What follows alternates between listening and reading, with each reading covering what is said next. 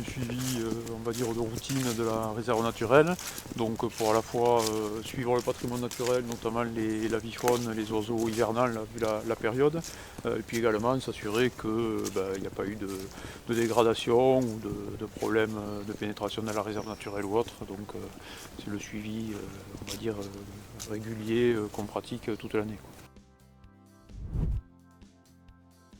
Il y a 3 échelles limigraphiques qui ont été posées sur le site et donc on procède à des relevés réguliers pour voir un peu comment la nappe évolue et ça permet notamment de voir un peu, de faire le lien avec certaines espèces comme l'utriculaire, donc la petite plante carnivore aquatique, dont les floraisons en début d'été, enfin en courant de l'été, sont liées à des niveaux d'eau assez hauts.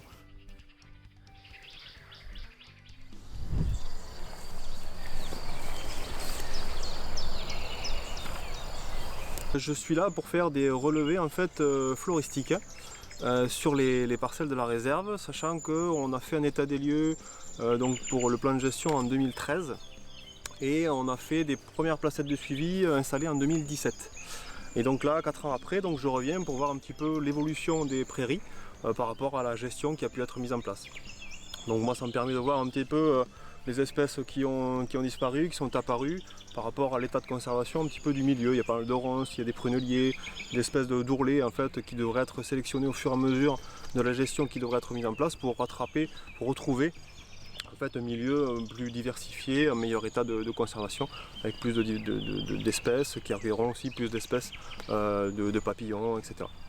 Donc voilà un petit peu ce que je suis en train de faire. J'ai à peu près 8 relevés à faire sur des milieux un petit peu différents, d'expositions un petit peu différentes, d'états de conservation différents à l'époque. Et donc voilà, donc je fais un petit peu la mise à jour de ces relevés.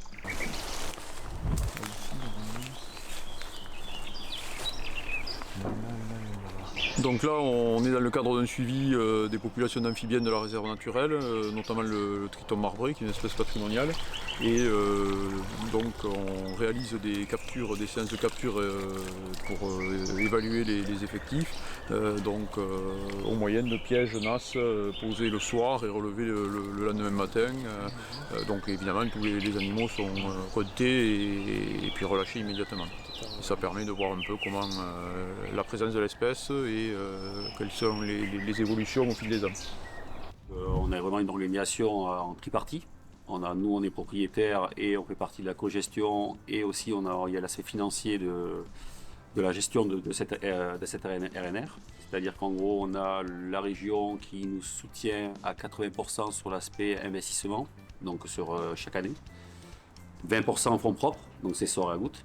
Et ensuite, sur le fonctionnement, on a le département qui nous aide à hauteur de 20% par an. On a 60%, donc je vous donne ça, c'est une moyenne hein, bien sûr, 60% par la région et 20% pour nous, pour le fonds propre. Pour le fonctionnement, on va dire plus quotidien, plus annuel, on se réunit une fois par an, donc plutôt en fin d'année, où on fait un comité consultatif de gestion, où là, en fait, tous les acteurs qui travaillent pour les réserves naturelles, hein, que ça passe de la région, du département, de la fédération de pêche, nous, bien sûr, la des communes de Soirée à Goutte et la LPO, on se réunit pour faire d'une part un bilan de l'année, hein, de tout ce qui s'est passé, et ensuite on se projette sur l'année d'après pour mettre en place les actions scientifiques, communication et autres qu'on va faire l'année d'après, et pour aussi établir un budget.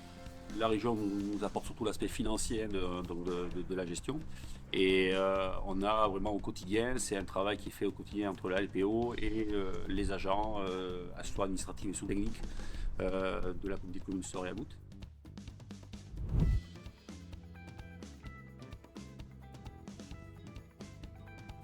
En 2020, on a eu l'opportunité de mettre en œuvre une action un peu particulière de suivi de la colonie d'ardéidés par comptage aérien au moyen d'un drone. Nous, étant donné le contexte de la réserve naturelle et pour éviter les dérangements, c'est vrai qu'on ne rentre pas en période de reproduction dans le site, donc c'est vrai que c'est toujours difficile de compter des centaines de couples de hérons localisés sur quelques dizaines de mètres.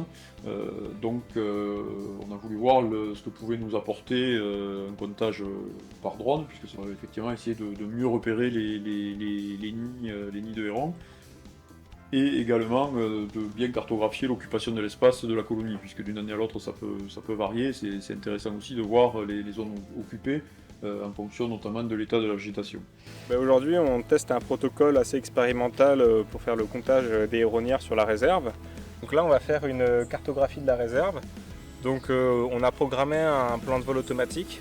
Donc on a défini dans les paramètres la vitesse, la hauteur de vol et le taux de recouvrement entre chaque image. Parce qu'en fait, les images, après, on va les récupérer, on va les compiler et les orthorectifier pour en faire après une grande carte. Et